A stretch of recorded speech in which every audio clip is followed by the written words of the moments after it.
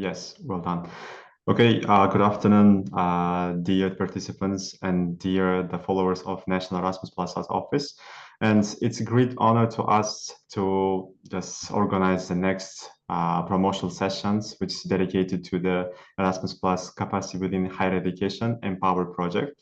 And today we jointly collaborated with the project team, and especially one of the how to successful leading the project, and we are honored to just invite our today's speakers, Janar Abuba, and hope that you will also find very useful information, and of course it will also include some challenges during the implementation of Empower project. And for your information, this project is considered as a grant holder, one of the grant holders of Erasmus Plus Capacity Building Higher Ed project. And this project is grant holder is Central Asian University. And today, the project manager, Janar Abuba, will talk about more detail about this project and expected outcomes. And during this presentation, you are warm welcome to give any questions. And afterwards, after the finishing the slides, the presentations, we will have the Q&A session, approximately 10 minutes, and you will give your all interested question to the speakers. I hope that this promotional session will also helpful for you to develop your next project proposals for Call 2025. Okay, I think now we can start. So let me give the floor to the key speaker of today's presentation, Janar Abuba. The floor is yours. So thank you very much, Mahmoud John. So first of all, I'd like to thank you for organizing this session. So because it's a great opportunity to disseminate and tell our audience about this project. So inform them and give them more information about it. And of course, that could be a great opportunity for those who would like to write their new proposals in upcoming call. So of course, if you have any questions or like some arises during like the presentation and even after the presentation. So feel free, you can address, you can ask, and whatever I can, I will always help. Okay, so in that case, let's go. Empower. So Empower, this is Strand 1 project, so of capacity building. It is focusing on enhancement of entrepreneurship in the territory of Uzbekistan in order to, let's say, make the quality and employability of the citizens of Uzbekistan better. And when we are going to speak about the today's presentation, so first of all, I would like to briefly explain you what's the project about. I'll introduce you consortium, and I'll show you some outcomes that we already have in our project. So that's a case study in the handbook introduction. So actually you'll have chance to download them and have a look. So probably you'll find some interesting information. And of course, I'll mention about some challenges as a project coordinator in the territory of Uzbekistan, so that we face while we implement the project, because like it's impossible that it will be smooth and perfect. So there are some moments that should be taken into account. Okay, so first of all, when we talk about the Strand 1 and Strand 2 projects in capacity building, so I will say that was directly copied from the Erasmus project guide, so a program guide, so you could see how it works. So it applies for something that applies for the region of Central Asia. So before, when we were applying, it was basically only Green Deal and sustainability, growth and jobs. And you're lucky, guys, this year we have digital transformation as well. So we have third option. So that's why actually we have big plus for universities which are straightforward working with IT, technologies, digital things. So that's why if you have projects that are or ideas that are related with cybersecurity or something like that, I think that will be just a perfect chance for you. In our case, it was a project that was connected with sustainable growth and jobs, and it was straightforward, connected to the one of the objectives of it. This is promote youth and women entrepreneurship, develop innovation hubs and startups to help generate local employment opportunities and prevent brain drain. So our project Empower, as it was actually connected and working with let me just say, focusing on the enhancement of entrepreneurship skills among women of Uzbekistan, that will help us to employ equality and at the same time employability for the citizens of Uzbekistan. So actually, that was a basic reason that connection of the objectives with the strength and our project give us opportunity to become grant holders and win the project. Okay, now if we speak about the consortium itself, so according to capacity building, let's say rules, so you need to have minimum 2 EU partners. In our case, we have 3, so and minimum 2 EU partners, they should be universities, yes, so higher educational context universities. In our case, it's a technical university in Dresden, and one in University of Management. So also we have one more organization. So the good thing is that this organization was or is actually connected with women entrepreneurship. They have trainings that are connected with women entrepreneurship. This is We Founder Space, and actually they are responsible for quality control and monitoring. Yes, so they help us to maintain high quality project sustainability and the project implementation phases itself. So Varna Management University was actually responsible for training on women entrepreneurship, and Technical University of Dresden will help us and helping us right now on the development of these modules for the enhancement of entrepreneurship skills. So actually, I will talk a bit later about the phases of the project, so you could have clear expectations and clear view, so what actually is going to happen. Okay, there are certain 3 main objectives that we are hoping to achieve at the end of the project. This is providing entrepreneurship skills among women in Uzbekistan, and of course to increase their motivation to have equal opportunities with all citizens of the country. Next one, to encourage women to start up entrepreneurship and train teachers by designing and creating women empower curricula to identify and correct existing imbalance and address positive distribution among women.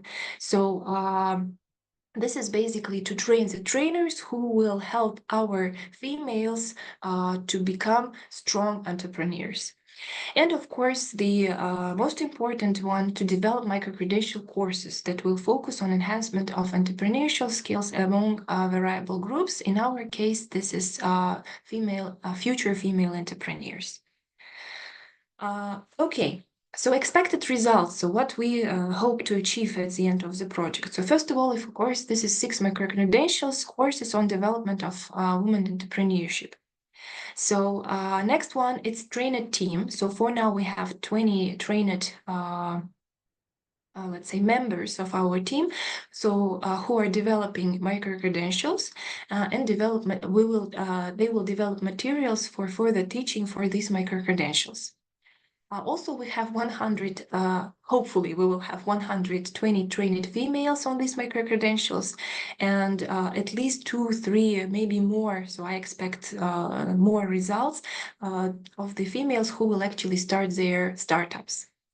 And of course, all those things will be with training materials and different resources that will facilitate the learning process and help our females to be future entrepreneurs, businesswomen, and just become like the best version of themselves. Okay, now coming to the project steps. Yes, so when we talk about the project steps, so first of all, that was a kickoff meeting that was held in Dresden. So in Germany, after the kickoff meeting, we had preparation and analysis. Also at the same time, simultaneously, we had 6 case studies meeting in Bukhara. So I will speak about the case studies a bit briefly later. The phase that we are right now, so that was a training on women entrepreneurship for teachers in Bulgaria. So that passed recently. About this, I also will speak a bit later. The next phase of our project is development of the modules and the handbook. So I will share with you the English version of the handbook today. So unfortunately, due to some reasons, because it was produced just recently, we couldn't translate it into Uzbek in English yet, but in Russian, sorry, yet, but hopefully it will be quite soon. After it, we're going to have piloting of our modules. So it will be, let's say, nearly the 2025th year in the second part. So then more external monitoring of our piloting and evaluation of it. And at the end of the project, we are planning to have final conference where we will present all the results and outcomes of our project and hopefully share the success stories of our learners, yes, so those who started their startups, so and those who could share their experience with within the project time. Okay, so there are so 3 ongoing steps of the project. This is dissemination. So dissemination is going to happen throughout the whole 3 years. So hopefully it will be even further. So with the help of our sustainability plan. Also, we are going to, we have ongoing steps of the project, which is quality control. So right now we managed to, after the call, hire external evaluator. So, with the help of WeFounder Space, we are able to control the whole quality of the project, so throughout the whole period. And of course, project management, this is also ongoing step, so it never finished. So we manage, we monitor, we write reports, so, and of course, we help and support each other, considering all risks. So moving to the possible curricula, so we didn't finalize the list yet.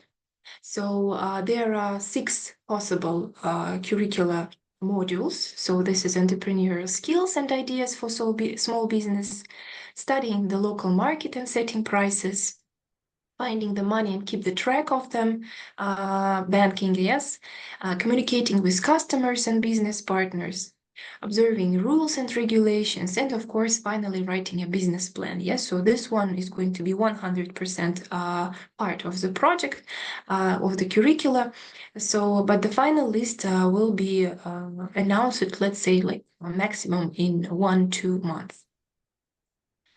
Okay, so actually our project consists of 7 work packages. So for those who are planning to write a proposal, so actually I could say that's the basic work packages, and work package like a project management, work package like quality control, and work package like a dissemination and sustainability should be like must-have part of your work packages. Moving to the case study on women entrepreneurs, so we actually wrote 6 case studies on our female entrepreneurs. So we produced 6 success stories.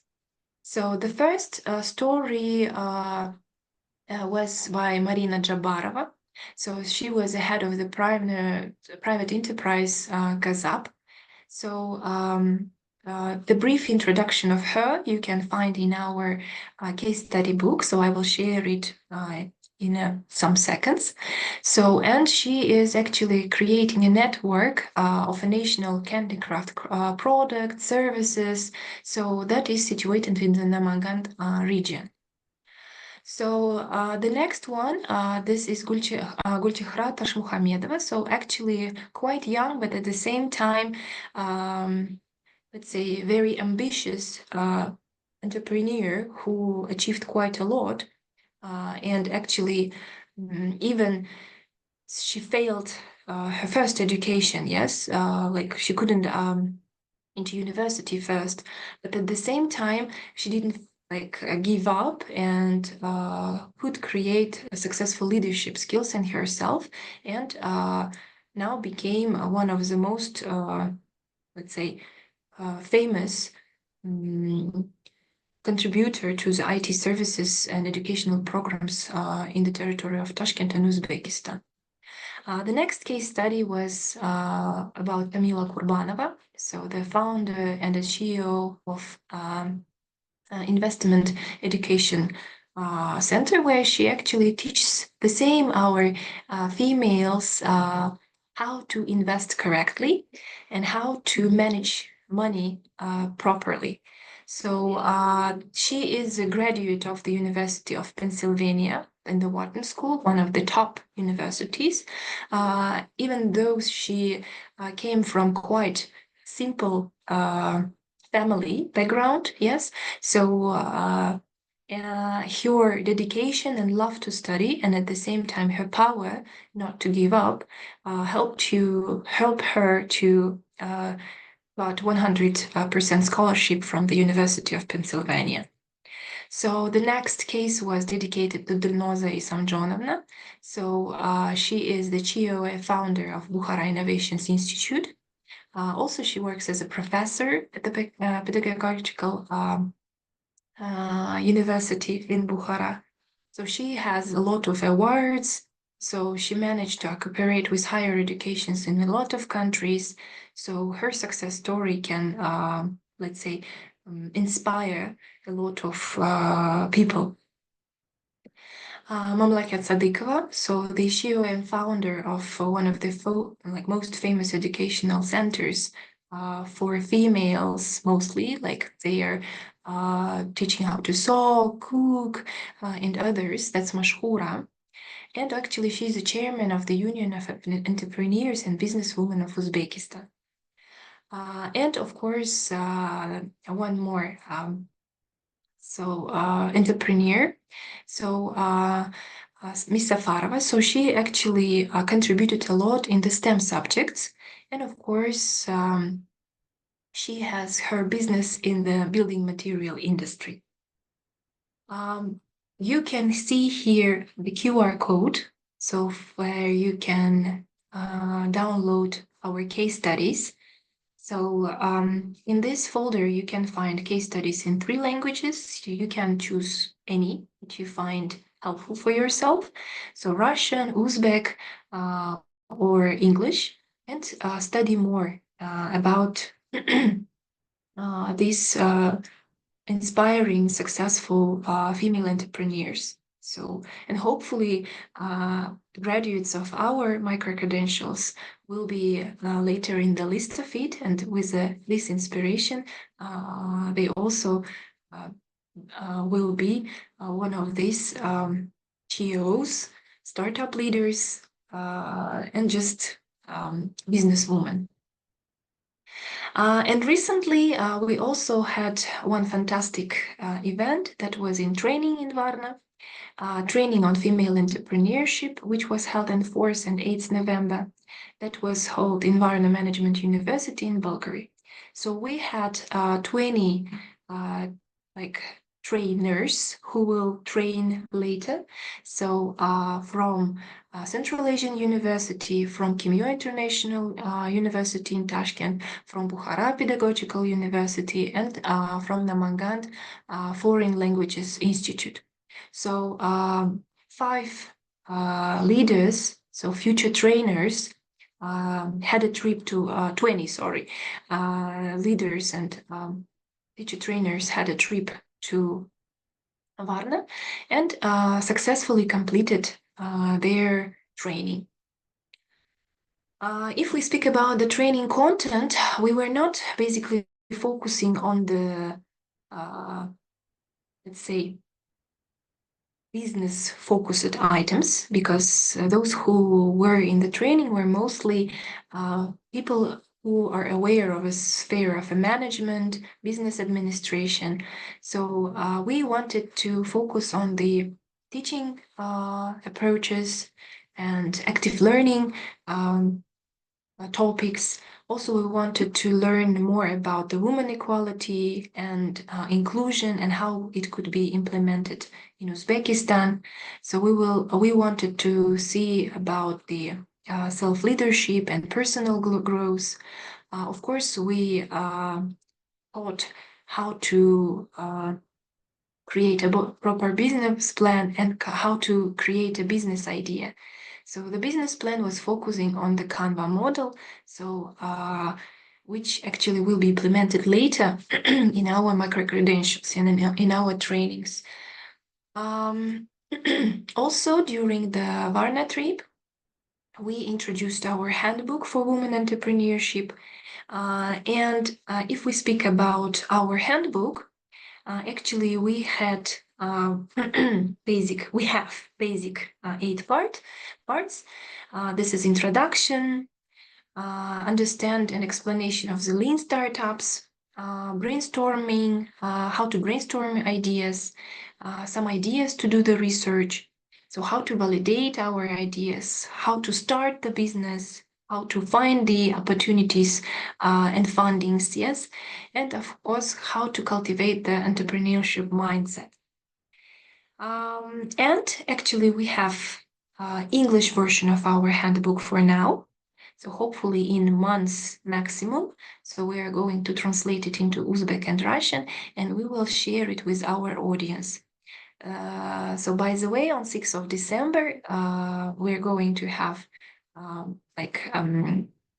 correct me if I'm wrong, Mahmoud John, the dissemination of the all projects in Uzbekistan, and hopefully we will introduce Uzbek and Russian versions of these handbooks till that moment. Yes. Yes. It's about the National Information Day. So, by the way, this is a great opportunity for the universities in order to define the potential partners for the upcoming call. And our honorable speaker, one of the speakers will be our speaker, Janar, and you can also define more information. And during the whole day, we will talk about only about the call for 2025. So warm welcome. So you can also register to this event very soon with the help of the social media of National Erasmus Office in Uzbekistan. So you can continue. Yes. So as you see, we will have chance to introduce our handbook as well there. So hopefully see you soon there. Yes. Okay. Now, of course, no matter how perfect and smooth it may seem, there are a lot of challenges that could be faced during the project. So first of all, there could be cultural and contextual barriers. So as an example, we could say, let's say, considering that most audience that go to the European countries are Muslims. So for us, the biggest challenge was food in some cases. So it was a bit hard for us to consume and find halal. But with the help of our partners and actually suggestions of the people who were in these countries before, so we easily could find a solution somehow. But there could be also cultural and contextual barriers within the project communication as well. So in my case, for example, considering that that's my first project and I'm coordinator, so at the beginning it was a bit hard. It was a bit hard for me to communicate because German people are a bit straightforward. I don't know, maybe I am too polite, let's say too accurate. And when I read their email, for me, it seems a bit harsh. When they read my email, for them, it seems a bit wordy and a bit polite, let's say, more than polite. The same so situation could be from the contextual and cultural barriers. But actually,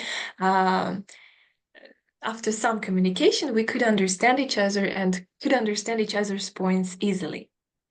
Of course, there could be time management issues. again with EU partners, considering that they are super busy. In some cases, you have to plan your meeting with them 2 months beforehand. So that's why for those who are going to apply or will win the project, so you need to think of the plans and like meetings with your team members, especially EU partners, way ahead. Yes, so even informing them, let's say 2-3 weeks before, could be not really helpful because they will be busy with some other projects and some other things. Yes, so their schedule is super, super busy. There could be communication gaps. So communication gaps could be not only with EU partners, it can happen within the project, like Uzbek partners as well. So because we are also busy, we also have our main job at university. So, or there could be misunderstanding, there could be chance that someone didn't read email or didn't understand or didn't read the message from the Telegram group. So that's why for me personally, it was and it is still a challenge. So because I actually have to remind tasks again and again in some cases. We do face some regulatory and bureaucratic hurdles, especially in our university. So for the case of our university, it was a big hard. So if you work or your university works with National Bank of Uzbekistan and you are a coordinator, it could be a bit difficult because the funding comes in euro. But unfortunately, National Bank of Uzbekistan does not accept in the territory of Uzbekistan the funds in euro. So they agreed to get the funding in euro. However, it was hard for us later to distribute the funding among coordinators. So please take into account also when you, if you want to be a grant holder, so double check what bank do you work with. Also, there were some cases which hopefully we could deal. In case you apply or you win any project, you are asked to get a special license or like it's kind of letter from the Ministry of Innovations that actually approves that you are you have a grant and all your grants are free of different how can I say extra fees. Yes. So there could be different quality assurance risks, in which case, so quality assurance might give you suggestions. So, and in some cases, partners might not follow these suggestions. That might cause difficulties or, unfortunately, in some cases, some extra burden and extra work. So that's why this is something that also should be taken into account. So you need to follow and listen at the quality assurance board. So because if they make suggestions, there is a reasoning behind all the time. Team dynamics. So in some cases, as projects are quite long, yes, so it might take for 3 years, yes, or even more. So and there could be changes, yes, so people are leaving and other people are coming, and that cause these issues in the team dynamics and the miscommunication, yes. So that's why there should be something, let's say, like a string that connects you. So you shouldn't work only with one person within the project, so you should have minimum 2. So in case one person disappear, you could address the second one. And of course, monitoring and evaluation, that I can't say that's an issue. I can say that's a more challenge for the main coordinator because you have to remind all the time so that there is a task that should be completed, that there is a work that should be done. because so we are people, we're human beings, so we can forget sometimes. Overall, so I would say we can't have projects that are smooth and perfect. It's just impossible. That's why, considering all these factors, we need to understand that there will be all the time challenges, but you need to work as a team. You need to work as one big organization. You need to understand that project is not yours. Project is universities. Project is consortiums. Project is for your country's benefit. And you should put all your thoughts and all your, let's say, personal benefits aside and think of the solution that will be helpful for the project. So that's why, first of all, never give up. All the time, think for the benefit of the outcome, and all the time try to implement the project to 100%, even though it's hard. So thank you very much. If you have any questions, I will be glad to respond. Feel free.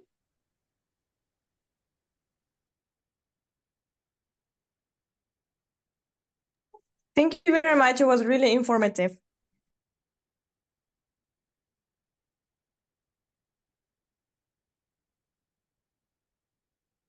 So, do you have any questions?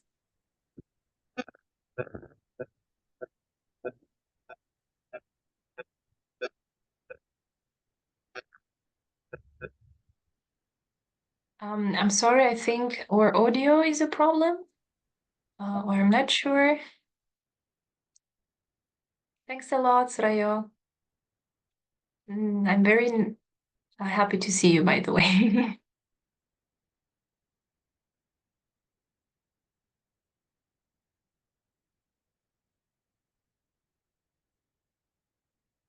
Okay, any questions?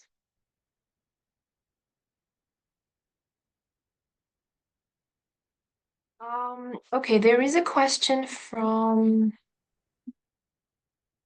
Okay, yes, so I would say this is mostly for those who are grant holders. Could be like, the question is, can you explain in more detail the problems with transferring the funds to the partners? So I would say that's mostly a problem for the grant holders. So in our case, our bank is National Bank of Uzbekistan, and we got the funds from the EU in Europe. But unfortunately, our bank didn't allow to transfer funds for Uzbek partners in Europe. However, according to the contract, it should be in Europe. There was no problem in transferring to our EU partners. So for Dresden, for Varna, for WeFounder Space, but for Uzbek partners, we couldn't do that.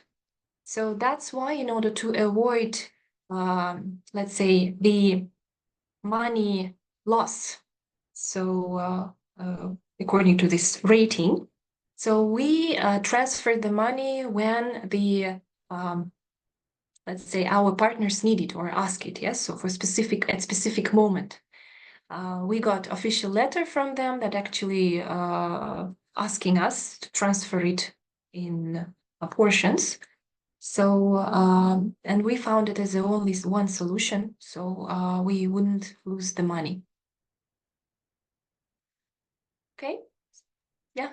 Yes, Zebo, sure. Yeah, good afternoon, everyone. I'm also one of the coordinators of Empower project from Kimya International University. We are together with Janar. And I would like to add a little bit for the funding problems. Actually, that is challenging. Yeah, exactly related with the process of the different systems. Like we are private universities, so we have public university like the partners as well. So most of the time, the transfers to the European Union partners is not that difficult. but we may found that there is a local problem within private and public universities funding transfers, because we have different systems in budget systems, because we are decentralized, they are centralized. So most of the problems might relate with the fundings, which is related with the government, funding systems. Thank you very much. Yes, exactly. Thanks a lot, Zibo, for support. There is one more question. Can you please tell more on how to participate in this project? Do I need to be an entrepreneur or have my own business? Assalamu alaikum. Actually, there is no need to be entrepreneur, no need to have any own business. So we will open a call. I hope within 8 months maximum, as soon as we finish the micro credentials. And whoever want, so we welcome everyone, and we will teach our females, our future entrepreneurs, to start their own business. And there is no need to have own business or to be an entrepreneur. Actually, we are going to help you start your own business. Like, we have a lot of plans, so that will be great, hopefully. So this is what we expect. And by the way, we are planning to have TED Talk that will be dedicated to TED Woman. So this is TED Woman. The event is going to help in February. So very soon. So we will share it, the link and the registration. So we will be happy to invite you to this great event. Thank you a So lot. more questions? So yes, are there any questions? So dear participants, if you have any questions, you would like to just give the question in maybe the Russian, maybe in Uzbek, so you're welcome. So because our you're speakers, welcome to use any language. yes, our speakers ready for give the answer for any languages. So Sure. Yes. and we received one more question. Okay. Did you draft financial agreements with the project partners? Will you tell more about the letter from ministry? What was its role? Okay.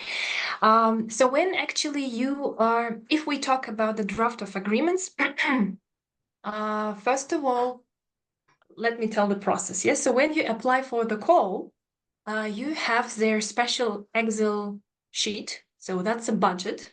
The project is a lump sum.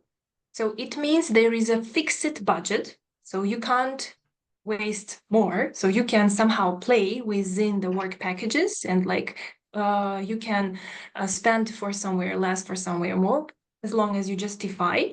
But there is a lump sum budget that you cannot exceed.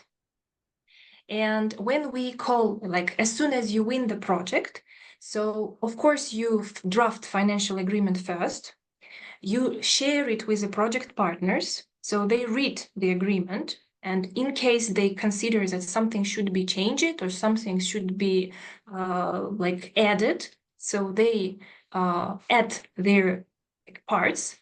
So especially, usually it should be done with the help of a lawyer of the university, because actually this is quite important document.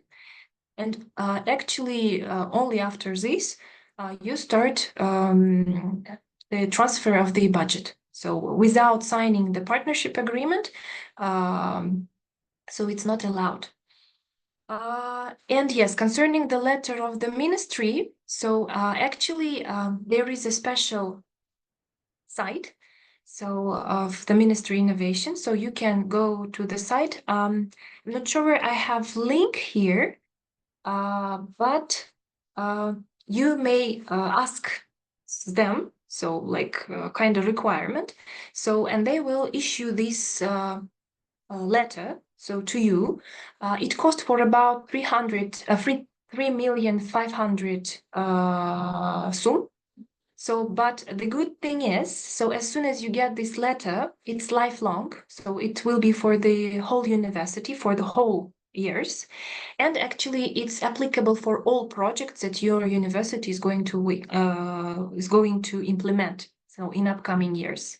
So that's why probably the best thing, or the most logical thing, so that it should be done not from the budget of the project, it should be done from the budget of the university itself, because actually it's for the benefit of university.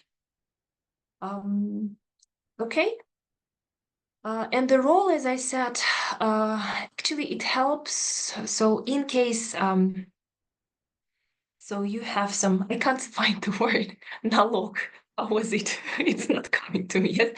So your Tax. Yeah, tax. Thanks so much. Yes. So your staff cost is not going to be taxed. Yes. So if you have this letter, that's a plus of it. Thank you for detailed explanation of the question.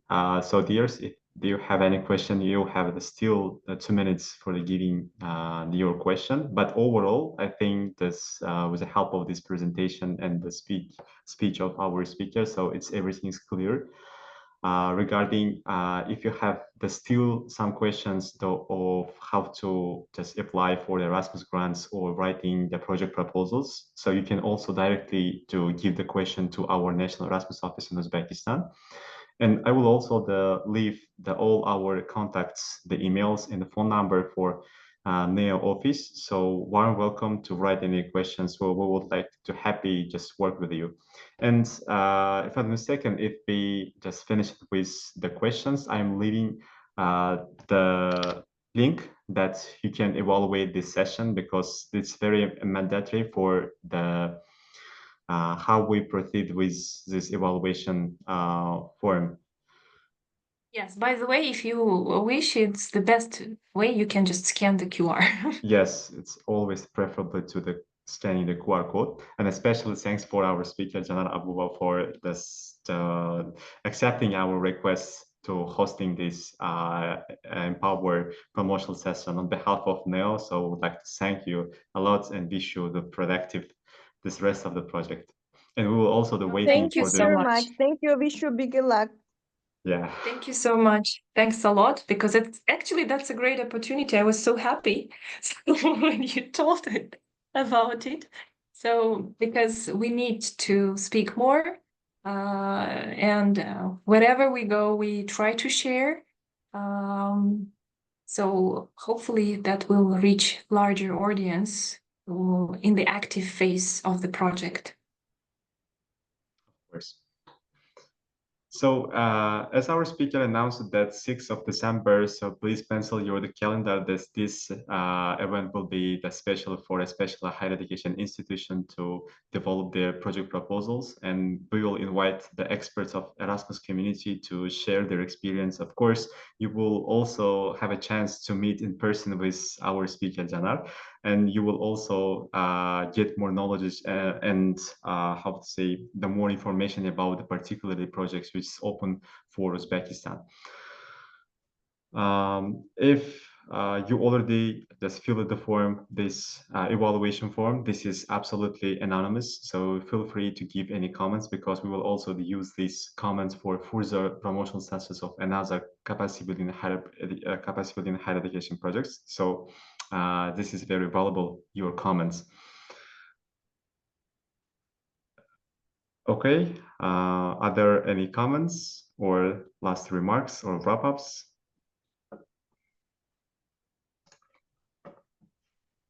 So, like, personally for me, I'm happy to see a lot of people I didn't see for a long time, actually. So, and special thanks for you, so our Neo, so for helping us, so for guiding us, for making us work together, so for your support. That's really important, especially for novice project managers as we. So telling the truth, when I got the message that I won, I was lost. So I was like, what can I do now? So, but with the help of you, with the help of Aziza Karimov, actually, with the help of Farhad Niyazov, I somehow realized now I think I'm on track. So, but at the same time, it's challenging. But when I know that I have you behind, so I know that everything is okay. Yes, this is a Erasmus community. this means. Yes. So yeah, I think now we can finish the promotional sessions. Thank you a lot for the participants and dear guests for just getting more information about the Empower, and hope that you have now the information about the project outcomes and what kind of the results they're expecting from this project. And of course, we will encourage you to join the rest of the Erasmus Office the events, because we always try to connect with the higher education institutions and students and staff to disseminate all Erasmus opportunities.